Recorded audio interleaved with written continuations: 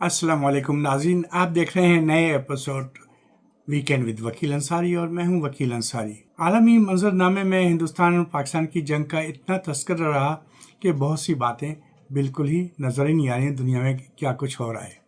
लेकिन यकीन करें बहुत कुछ हो रहा है, और बहुत कुछ होने के साथ साथ ये भी हो रहा है, बहुत कुछ ज़्यादती भी हो रही है। मशरिक़ वस्ता की खबरें एकदम आना बंद हो गई, लेकिन क्या इजराइल और गजा में होने वाली जो जंग थी वो बंद हो गई, ये ख़त्म हो गई? नहीं, ऐसा नहीं हुआ, बल्कि इस हाल में इजराइल ने मज़ीद जुल्म ढाना शुरू कर दिए। आप देखें कि तकरीबन आज भी एक मोहतात अंदाजे के मुताबिक 70-80 लोग रोज़ शहीद हो रहे हैं।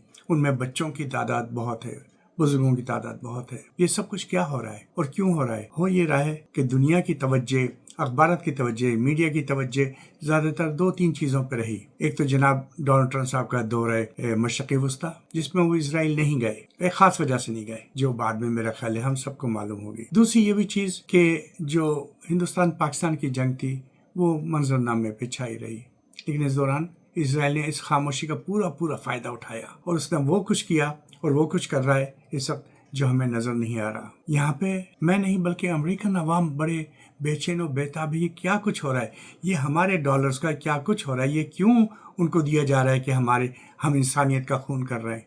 ये सब कुछ हो रहा है, लेकिन कुछ भी असरअंदाज नहीं हो रहा। उसकी एक बहुत बड़ी वजह है जो हम सब या आम अमरीकी जानते हैं कि यहाँ पे एक तंजीम है जो अमेरिकन इजरायली सियासत को कंट्रोल करती है, और उसको कहते हैं आईपैक। आईपैक इतनी कंट्रोल में है कि हमारे कांग्रेसमैन जिनको हम अपने वोट देके चुनते हैं, हमारे सेनेटर्स जिनको हम वोट देके चुनते हैं, वो हमारे असल में नहीं होते। असल में वो होते ही सिर्फ आईपैक के हैं और इजरायली मफादात की निगरानी के लिए बनते हैं, और थोड़ा सा उस मफादात से हट जाएं तो यकीन तौर पर दूसरे इलेक्शन में वो इजराइल उनके मुखालिफ दूसरा आदमी खड़ा कर देता है, वो असल हार जाते हैं। लिहाजा एक तरह की ऐसी पाबंदी है, एक ऐसा सिस्टम है, एक ऐसा घुटाव है कि जहाँ पे आपको पता ही नहीं चल रहा कि आप अमेरिका में होते हुए भी आपकी कोई आवाज़ नहीं है। ठीक है, आप वोटर हैं, आप वोट डालते हैं, आदमी कामयाब होता है, लेकिन आदमी वो कामयाब होता है जिसको आईपैक आपके सर पे सवार रखती है। हम अपने 5-10-20 हजार वोटों से समझते हैं वाह हमने क्या अच्छा कारनामा अंजाम दिया। नहीं, हमने नहीं दिया। वो आदमी लाए हुआ आईपैक का होता है, उसको ब्लेसिंग होती है आईपैक की कि वो आईपैक की तरफ से आए, और उसमें इतनी सी जुर्रत नहीं होती चाहे वो कांग्रेस में सेनेटर कि इजराइल के खिलाफ एक बात कर जाए। आप देखिए हमारे बर्नी सैंडर्स साहब खुद एक यहूदी हैं, लेकिन आज तक कहीं मंजर आम पे नहीं आ सकते क्योंकि उन्होंने कुछ बोला तो लोग समझते हैं ठीक है, उनकी उम्र गुजर गई, बकते रहें। लिहाजा एक ऐसा जकड़े हुए माहौल के अंदर हम रह रहे हैं जहां हमें पता नहीं कि हम इस तरह जकड़े हुए हैं, लेकिन हर रात के बाद सुबह होती है। कम से कम लोग पहचानने लगे हैं क्या हो रहा है, लोग जानने लगे कि जुल्म क्या हो रहा है, इंसानियत के खिलाफ क्या हो रहा है। बिलाशुबा अमेरिका दूसरी तरफ देख रहा है, करोड़ों लाखों डॉलर देने के बाद वो दूसरी तरफ देख रहा है, और इजराइल वो कर रहा है जो वो करना चाहता है। गजा की आबादी को एक जगह लेके जाता है कि भाई यहाँ चल, फिर वहां पे बमबारी होती है, फिर यहाँ पे। तो दुनिया इस वक्त बहुत ही खतरनाक मोड़ से गुजर रही है। हमारी आंखों के सामने एक कौम का खात्मा हो रहा है, गजा को तबाह किया जा रहा है, और ये सब कुछ हमारे सामने और हमारे वोटों से हो रहा है, हमारे पैसों से हो रहा है, हम जो टैक्स डॉलर देते हैं उससे हो रहा है। तो ख्वातीन हज़रात, मेरी तरह लाखों बल्कि करोड़ों अमेरिकनों के दिल में भी ये बात है। देखिए, जब दिल के अंदर गुबार आ जाए किसी वक्त पे वो फटता है। जर्मनी में भी यही कुछ हुआ था आज से 60-70 साल पहले। फिर लोग कहते हैं कि नेवर अगेन, लेकिन अल्लाह करे कि नेवर अगेन हो, लेकिन जुल्म और ज़्यादती को भी बंद होना चाहिए। इंसानियत पे जो जुल्म हो रहा है और बिल्कुल अमरीकी निगरानी में जो जुल्म हो रहा है, उसके खिलाफ आवाज़ हम सबको उठाना चाहिए। हम सब अमेरिका से मोहब्बत करते हैं, अमेरिका हमारा मुल्क है, अमेरिका हमारा रहन सहन है, हमारे बच्चे यहाँ बड़े हो रहे हैं, ये हम सबका मुल्क है। हमारी बहुत हमदर्दी अमेरिका के साथ है, लेकिन उसकी इन पॉलिसी से इख्तिलाफ करना हर इंसान का फ़र्ज़ है, और हम सब मिलकर इख्तिलाफ कर सकते हैं। ये था आज का मेरा टेक। उसके बाद हम चलते हैं मोहतरम डॉक्टर गुलाम मुश्तबा साहब की जानिब। गुलाम मुश्तबा साहब क्या फरमाते हैं? आइए चलते हैं डॉक्टर गुलाम मुश्तबा। औज़ु बिल्लाहि मिनश शैतानिर रजीम, बिस्मिल्लाहिर रहमानिर रहीम। In the name of almighty, the most precious and the most merciful. आप सब लोगों को मेरी तरफ से अस्सलाम वालेकुम, बिलखुसूस वकील अंसारी साहब को, the host of the program. It is always a pleasure to be with you in this program. और मैं समझता हूँ हम अपनी पूरी कोशिश करते हैं कि पाकिस्तान को आलमी तनाजुर में हम आपके सामने हालत हाज़िरा पेश कर सकें. इस वक्त पाकिस्तान एक डिफाइनिंग मोमेंट पे खड़ा है. इसमें कोई शक नहीं कि पाकिस्तान ने मिलिट्री फ्रंट पे, बॉर्डर्स पे और पाकिस्तान की दफा के अंदर अजीम कामयाबी हासिल की है. This is an unprecedented victory in the history of Pakistan, and Pakistanis were looking for it for the last over 50 years. After they lost the eastern part of the country. मुस्तकिल पाकिस्तान के ऊपर किसी न किसी शक्ल के अंदर साजिश होती रही, कभी बलूचिस्तान के अंदर, कभी सिंध के अंदर और कभी KPK के अंदर. पाकिस्तान दहशतगर्दी का विक्टिम रहा है और पाकिस्तान ने दहशतगर्दी के खिलाफ बड़ी मुस्तैदी के साथ, बड़ी जफाकशी के साथ और बड़े करेज के साथ मुकाबला किया है. 9/11 के बाद 2001 में Pakistan was the frontline state that faced the terrorists across the borders and supported the US resolve the issue. मैं समझता हूं कि पाकिस्तान की ये कुर्बानियां नाकाबिले फरामोश हैं. These are the golden chapters in Pakistan's history. To involve Pakistan as a terrorist state or declare Pakistan is involved in terrorism is completely antithesis to reality. और वो लोग जो ये कहते हैं कि पाकिस्तान 30 साल तक गुलामी दहशतगर्दी का करता रहा, पैसे लेकर करता रहा, उनको शर्म आनी चाहिए कि पाकिस्तान की तारीख को वो मस्ख कर रहे हैं. पाकिस्तान की तारीख उन सुनहरे बाब से लिखा पड़ा है जिसमें tolerance, fight and struggle against disparity, inequality and short of justice always exists. Pakistan की कमजोरियां जरूर हैं. अक़वाम मुत्तहिदा के अंदर 2 बार इजलास बुलाया गया सिक्योरिटी काउंसिल में पिछले चंद हफ्तों के अंदर इंडिया की पहलगाम अटैक के मामले पर और पाकिस्तान के इंडस वाटर ट्रीटी को तोड़ने के मसले पर. लेकिन पाकिस्तान को कोई खातिर खा जवाब नहीं मिल सका. यहां तक कि चीन ने बड़े रिजर्व्ड अंदाज में पाकिस्तान के लिए बात की और किसी किस्म की कोई बात पाकिस्तान के हक में, कोई रेजोल्यूशन या कोई करारदाद पास नहीं हो सकी. इसमें पाकिस्तानी अमेरिकन और डायस्पोरा जो पाकिस्तान की वर्ल्ड ओवर है उसको बड़ी मेहनत करने की जरूरत है और इन परसेप्शंस को दूर करने की जरूरत है. मैं समझता हूं कि पाकिस्तान इस मामले में अपनी कमजोरी को दुरुस्त करेगा और हम सबको मिलकर इस कमजोरी को दुरुस्त करना होगा. और एक बात बड़े ख्याल रखने की जरूरत है कि पाकिस्तान की डिप्लोमेसी और इकोनॉमिक ग्रोथ और इकोनॉमिक प्रॉस्पेरिटी को मिक्सअप ना किया जाए, क्योंकि आपको याद होगा कि BCCI को बड़े गंदे तरीके से दुनिया के अंदर रुसवाई का सामना करना पड़ा था और एक जमाने में ये दुनिया की बेहतरीन और सबसे बड़ी बैंकिंग हाउस बनकर सामने आया और अचानक खत्म हो गया. इसी तरह एबराज के एग्जीक्यूटिव जनाब आरिफ नकवी साहब ने भी इसी तरह की बातें की और नतीजा ये हुआ कि आरिफ नकवी साहब बरतानिया के जेल में गए और आज अमेरिका की जेल में है. क्रिप्टो करेंसी के नाम पर पाकिस्तान के अंदर एक नई सिचुएशन बनाई जा रही है. इसमें बड़े एहतियात की जरूरत है. ऐसा ना हो कि BCCI और एबराज की तरह क्रिप्टो करेंसी के मामले भी खराब हो जाएं. पाकिस्तान को चाहिए कि हम उन लोगों को सामने लाएं जो मेरिट पर हों, जिनका माजी दागदार ना हो, जिनके पास सलाहियत हो, जो दिखा सकते हो कि उन्होंने क्या कुछ पाकिस्तान के लिए किया है. वो लोग जो पहले कुछ ना कर सके और उनको रिसाइकिल करके सामने लाया जा रहा है. Recycling of this leadership is not going to do any good to Pakistan. Old wine in new bottle is not going to produce results, and let us hope that Pakistan is certainly in good hands, particularly Field Marshal Asim Munir Sahab. We expect a lot from you, and Pakistani community expects a lot from you. Let us hope कि पाकिस्तान तरक्की की राहों पर गामजन होगा, diplomacy और economics के अंदर भी तरक्की करेगा. इस नोट के साथ let us say US Pakistan relationship long live, Pakistan जिंदाबाद. अगले सेगमेंट तक के लिए आपसे इजाजत चाहता हूँ. बहुत खूब डॉक्टर साहब, बहुत अच्छा.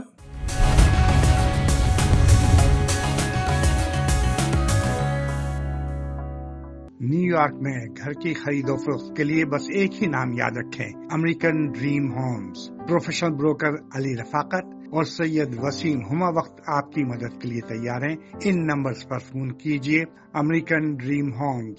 अगर आप न्यूयॉर्क में हैं और आपको किसी कार की मरम्मत की जरूरत है, एक गैराज का नाम है सेंट्रल एवेन्यू ऑटो रिपेयर्स और फारूक साहब होते हैं 227 नॉर्थ सेंट्रल. इनका टेलीफोन नंबर है 5165610707. तंदुरुस्ती हजार नेमत है और इस नेमत को बरकरार रखने के लिए डॉक्टर विजिट ज़रूरी है.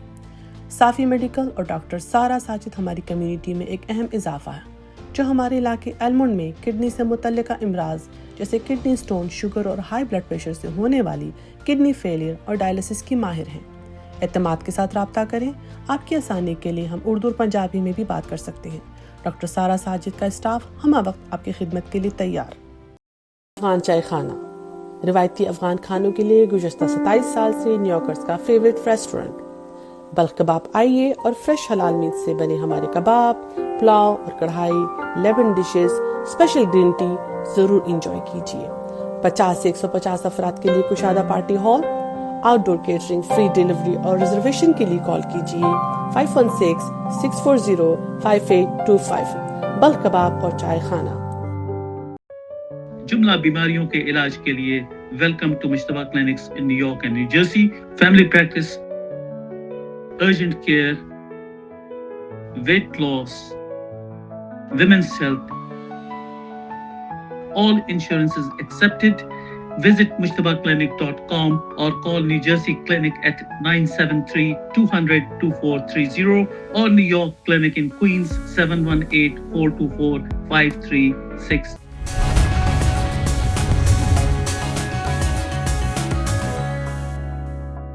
آئیے اب دیکھتے ہیں ہم کہ ہماری ڈاکٹر ثروت رضوی کیا کہہ رہی ہیں۔ ڈاکٹر ثروت رضوی سلسلہ وار پروگرام کر رہی ہیں جو کہ ڈومیسٹک وائلنس یا گھریلو تشدد کے بارے میں۔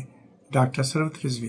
السلام علیکم ناظرین، ویکینڈ ود وکیل انصاری کے ساتھ آپ کی خدمت میں حاضر ہوں ڈاکٹر ثروت رضوی۔ ہم ڈومیسٹک وائلنس پہ مستقل قسطوار پروگرام کر رہے ہیں، ڈومیسٹک وائلنس یعنی گھریلو تشدد، اور اس میں ہماری گفتگو چل رہی ہے کہ گھریلو تشدد یا ڈومیسٹک وائلنس صرف مار پیٹ کا نام نہیں ہے، بلکہ وہ تمام رویے جو کسی کو بھی ذہنی جسمانی نقصان پہنچائیں یا سلامتی اور آزادی کے خلاف ہوں، وہ گھریلو تشدد یا ڈومیسٹک وائلنس کے زمرے میں آتے ہیں۔ دوسری قسط میں ہم نے تفصیل سے اس کی مختلف اقسام پہ بات کی، جسمانی، ذہنی، زبانی، مالی، جنسی اور روحانی تشدد۔ تیسری قسط میں ہم نے یہ سیکھا کہ اگر کسی عورت کے ساتھ یہ سب کچھ ہو رہا ہو تو وہ کیا کرے، اس کو کیا کرنا چاہیے، اس کو کیا قدم اٹھانا چاہیے، کیا اسے خاموش رہنا چاہیے؟ نہ، خاموشی اختیار نہ کرے اور اپنے آپ کو الزام نہ دے، بلکہ اس کو کوشش کرنی چاہیے کہ وہ اس صورتحال سے باہر آ سکے۔ اب آج کا سوال یہ ہے کہ اگر ہم کسی پر ظلم ہوتا دیکھیں تو ہم کیا کریں؟ ایز اے مینڈیٹری رپورٹر ہمارا کیا فرض بنتا ہے؟ یاد رکھیے، ظلم کو جاننا اور پھر اس کے بعد خاموش رہنا، ظلم ہوتے ہوئے دیکھنا، ظلم کو جاننا اور پھر اس پر خاموش رہنا ظلم کو طاقت بخشتا ہے اور توانائی دیتا ہے۔ تو سب سے پہلے تو یہ کہ اگر کہیں پر ظلم ہوتا دیکھ رہے ہیں، کسی کو مظلوم دیکھ رہے ہیں، تو یہ کہہ کے چھوڑ دینا کہ یہ ان کا ذاتی معاملہ ہے، اس کو ترک کر دیجئے۔ یہ جملہ کہ یہ ان کا ذاتی معاملہ ہے دراصل ظلم کو چھپانے کا بہانہ ہوا کرتا ہے، اور اکثر شدید نقصان انہی ذاتی معاملات سے ہوتا ہے جنہیں ہم نظر انداز کر رہے ہوتے ہیں۔ سب سے پہلے متاثرہ خاتون کی یا متاثرہ فرد کی بات کو توجہ سے سنیے، اس پر الزام نہ لگائیے، اسے شرمندہ مت کیجیے۔ اگر آپ سے کوئی کچھ شیئر کرتا ہے یا کرتی ہے تو کہیں، میں تمہاری بات سمجھ رہی ہوں، میں تمہاری بات سمجھتی ہوں، تم تنہا نہیں ہو، اپنے آپ کو تنہا مت سمجھنا۔ اس کی باتوں کو راز رکھیے اور یقین جانیے کہ یہ اعتماد کی پہلی بنیاد ہے کہ اگر کوئی اپنا راز آپ سے شیئر کر رہا ہے، اپنی پریشانی آپ کو بتا رہا ہے، تو آپ اس کے اعتماد کو دھچکا نہیں پہنچائیں گے۔ پھر مدد کی طرف نرمی سے رہنمائی کیجیے، قانون کی رہنمائی، خواتین شیلٹرز کے بارے میں بتائیے، ہیلپ لائنز کے بارے میں بتائیے، یا پھر مسجد اور کمیونٹی سینٹرز کے ذریعے مدد کا مشورہ دیجیے، اور جب وہ خود تیار ہوں تبھی اگلا قدم لینے کی ان کو ہمت دیجیے، یعنی ذہنی طور پہ ان کا تیار ہونا ضروری ہے۔ پھر ایک امپورٹنٹ بات یہ ہے کہ بچوں کا خیال رکھیے، اگر بچوں پر اثر ہو رہا ہے، بچے ذہنی طور پہ متاثر ہو رہے ہیں، تو اس کی اطلاع دینا یا کسی معتبر اور محفوظ فرد سے بات کرنا بہت ضروری ہو جاتا ہے۔ مدد کے لیے اداروں کی معلومات فراہم کیجیے، یہ بہت ضروری ہے، جیسے USA میں 799-800-1 ہیلپ لائن اور پاکستان میں 1043 women protection help line. Shelters اور فلاحی ادارے بھی خاموش مدد فراہم کرتے ہیں۔ اب ہم آتے ہیں اسلام ہمیں کیا سکھاتا ہے اور اسلام اس بارے میں کیا کہتا ہے۔ اسلام کسی بھی قسم کے ظلم کی مذمت کرتا ہے اور اجازت نہیں دیتا، چاہے وہ کسی پہ بھی کیا جائے۔ نبی کریم صلی اللہ علیہ وآلہ وسلم نے فرمایا، ظالم کو بھی اور مظلوم کو بھی مدد دو۔ اب آپ کہیں گے کہ ظالم کو کیسے مدد دی جا سکتی ہے؟ دراصل ظالم کو ظلم سے روکنا اس کی مدد ہے۔ آج کے پروگرام میں اختتام پہ میں یہ کہوں گی کہ اگر آپ کسی بھی عورت کو چپ چاپ، خوف زدہ یا تکلیف میں دیکھیں تو اسے تنہا مت چھوڑیں۔ اسے یہ مت کہیں کہ مجھے کیا، یہ ان کا ذاتی معاملہ ہے، بلکہ یہ کہیے میں تمہارے ساتھ ہوں، تم اس ظلم کے قابل نہیں ہو، تم اس سلوک کے لیے ڈیزرو نہیں کرتی ہو۔ آپ کا ایک جملہ کسی کی پوری زندگی بدل سکتا ہے۔ شکریہ۔ اب ہماری اگلی ویڈیو جو ہوگی، ہم اس موضوع کو آگے بڑھائیں گے اور بات کریں گے کہ اسلام گھریلو تشدد کے بارے میں کیا کہتا ہے، اور کیا شوہر سختی کا حق رکھتا ہے یا بیوی پر ہاتھ اٹھانے کا حق رکھتا ہے۔ دیکھیے، اس پروگرام کو دیکھتے رہیے، فیڈ بیک دیجیے اور اس پیغام کو دوسروں تک پہنچائیے۔ اگلے ہفتے تک کے لیے ڈاکٹر ثروت رضوی کو اجازت دیجیے۔ اللہ نگہبان۔ بہت شکریہ ثروت۔ اور اب ہم چلتے ہیں ہمارے اپنے ڈاکٹر بلند اقبال کی طرف۔ ڈاکٹر بلند اقبال ہمیشہ ایک نئی بک، ایک نئے خیال، ایک نئی چیز کے ساتھ آتے ہیں، اور بعض دفعہ حقیقت ہے وہ جو آئینہ دکھاتے ہیں، بعض دفعہ اس آئینے میں ہم اپنی تصویر بھی دیکھتے ہیں۔ تو آئیے سنتے ہیں آج ڈاکٹر بلند اقبال ہمارے لیے کیا لائیں۔ ڈاکٹر بلند اقبال۔ تھینک یو گل بھائی، welcome back to weekend with Ansari. دوستوں، ایک بہت ہی یونیک کتاب لے کر آیا ہوں، لو فار امپرفیکٹ تھنگ۔ یہ لاسٹ ویک میری نظر سے گزری، سوچا آپ سے ڈسکس کروں گا، اس لیے کہ اس کے اندر ایک الگ طرح کی فیلنگ ہے۔ امپرفیکٹ تھنگس سے لو کے حوالے سے اس میں بات کی ہے ہیمن سونیم نے، جو کہ ایک کورین رائٹر ہیں جن کے موضوعات عام طور پہ اس طرح کے ہوتے ہیں۔ کتاب کا آغاز انہوں نے ریور رنس تھرو اٹ نامی مووی سے کیا، جس کے اندر ایک باپ کا بتایا کہ کس طرح سے گریف کے دوران ریلائز کرتا ہے کہ اس کا بیٹا جو کہ گیمبلنگ کی ہیبٹ میں مبتلا ہو گیا اور گریجولی ڈیٹویٹ کرتا وہ ختم ہو گیا، تو وہ باپ ریلائز کرتا ہے کہ کتنا اس کو پروفاؤنڈ قسم کا لو تھا جو بڑھتا ہی چلا گیا اس کے برے حالات میں بھی۔ تو یہ موضوع کیوں؟ اس لیے کہ یہ امپرفیکٹ تھنگ تھی جس کے اندر ایک پرفیکٹنس چھپی ہوئی تھی، وہ لو، وہ پروفاؤنڈ لو۔ وہ پروفاؤنڈ لو، وہ سیلف کنیکشن ہے جس کو انہوں نے اس کتاب میں ڈیولپ کیا ہے۔ پہلا پوائنٹ میں نے اس میں نکالا ہے ریکلیمنگ یور وائس۔ اس کے اندر انہوں نے بتانے کی کوشش کی ہے کہ جو ہم بڑے ہوتے ہیں، مطلب چائلڈہڈ میں ہماری پروگرامنگ کچھ ایسی ہو جاتی ہے کہ جب کبھی بھی ہم کچھ کرتے ہیں، فار ایگزامپل ہمیں اسکول میں گولڈ اسٹار ملتا ہے تو ہمارے ماں باپ بڑے پرائڈ ان کو ڈیولپ ہو جاتا ہے، تو ہمیں سمجھ میں آتا ہے کہ ہم ادرس کے لیے کچھ کرنا چاہتے ہیں، لائک اپنے پیرنٹس کو خوش کرنا چاہتے ہیں، اپنے ٹیچر کو خوش کرنا چاہتے ہیں، اپنے نیبرہڈ میں اپنے فرینڈس کو خوش کرنا چاہتے ہیں، تو ہی ہم کو اس کے بدلے میں لو ملتا ہے۔ یعنی لو کنڈیشنل ہے، انکنڈیشنل نہیں ہے۔ اور یہی چیز آگے جا کر ڈیولپ ہوتی چلی جاتی ہے۔ جب ہم ایڈلٹہڈ میں آتے ہیں تو پروفیشنل لائف میں بھی ہم ایسے ہی کرتے ہیں، اپنے باسز کو خوش کرتے ہیں، زیادہ کام کر رہے ہوتے ہیں، مستقل سیکریفائز کر رہے ہوتے ہیں تاکہ ایک مقام پہ پہنچ سکیں اور اس کے بدلے میں ایک لو اور ایک افیکشن اور ایک اٹینشن مل سکے۔ تو وہ یہاں کہتے ہیں کہ یہ سب تو ٹھیک ہے، لیکن اس سے ایک ٹیریبل لاس ہوتا ہے، اور وہ لاس کچھ اور نہیں، خود سے ایک کنیکشن کا لاس ہو جاتا ہے، خود کی اویئرنیس کا لاس ہو جاتا ہے، کیونکہ زندگی جو ہے اس میں پرائرٹی جو ہے وہ دوسروں کو ملنی شروع ہو جاتی ہے۔ تو وہ کہتے ہیں کہ اس کے نتیجے میں کیا ہوتا ہے؟ اس کے نتیجے میں یہ ہوتا ہے کہ ایک کیپیسٹی جو سیلف اویئرنیس کی وہ ڈیولپ نہیں ہو پاتی ہے، اور الٹیمیٹلی ایموشنز دبائے جاتے ہیں۔ وہ دب تو جاتے ہیں ایموشن، لیکن وہ اصل میں کمپاؤنڈ ہوتے چلے جاتے ہیں۔ الٹیمیٹلی لائف میں ایک وقت ایسا آتا ہے کہ وہ ڈپریشن کی شکل میں، انگزائٹی کی شکل میں، مسٹیریس فزیکل ایلیمنٹس کی شکل میں سامنے آتے ہیں۔ کہتے ہیں اگر زندگی میں ایک کسی مقام کے اوپر آپ کو ریسپیکٹفلی آپ کی چیزوں کو آرٹیکولیٹ کرنے کا موقع مل جائے، اس کے بدلے میں آپ کو بھی ایک اتھینٹسٹی مل جائے، آپ کو بھی اس کے بدلے میں رسپیکٹ مل جائے آپ کے دوستوں کی طرف سے یا ادرس کی طرف سے، تو ٹھیک رہتا ہے، ورنہ یہ مسائل آتے ہیں۔ آگے یہ کہتے ہیں کہ earning what was always yours. یہاں پر رائٹر کہتے ہیں کہ میں اپنے ایک دوست سے ملا جو کہ بہت کامیاب ہو چکا تھا، بڑی ریمارکیبل سکسیس اس کو مل چکی تھی، ریکگنیشن مل چکی تھی، اکیڈمک پبلیکیشن میں اس کی ڈیولپ ہو چکی تھی، پروفیشنل ایڈوانسمنٹ، اور پھر دولت مند ہو چکا تھا۔ جب وہ اسے ملا تو بہت خوش ہوا، اور وہ بھی بڑا اس نے اپنے بارے میں بتایا، مگر ایک کرونیکلی انگزائٹی فیل ہوئی اس کے اندر، اور اس کو فیل ہوا کہ اس کی بیوی جو ہے اس کے لیے پریشان رہتی ہے، کیونکہ وہ ہی is always push beyond his limitation, تو اس کی وجہ سے اس کی صحت گرتی چلی جا رہی۔ پھر وہ جب اپنے دوست سے بات کرتا ہے تو اس کا اندازہ ہوتا ہے کہ اس کا باپ بھی اسی کی طرح تھا، اور اس کے باپ نے مستقل محنت کی تاکہ وہ ایک کامیاب آدمی بن سکے، تاکہ اس کو اس کے بدلے میں لو اور افیکشن اور اٹینشن مل سکے۔ ان کے باپ کی بھی ایک ڈارک سائڈ تھی، اور وہ ڈارک سائڈ یہی تھی کہ وہ اس کی خاطر اس حد تک محنت کرتے تھے کہ حتیٰ کہ کبھی کبھی تو وائلنٹ بھی ہو جاتے تھے۔